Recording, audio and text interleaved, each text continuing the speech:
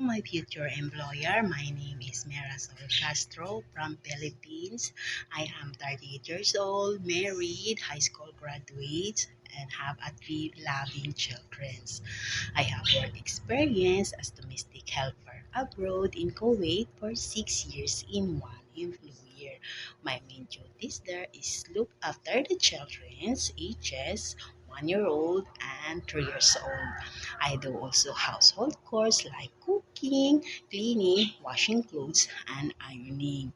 And also, I have work experience as domestic helper abroad in Singapore for 6 years in one employer.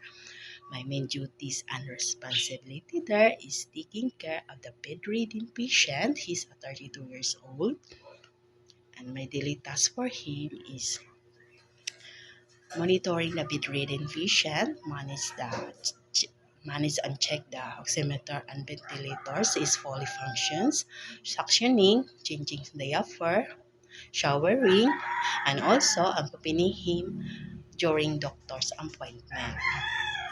To my future's employer, thank you for your time and keep safe and God bless always. Once again, thank you.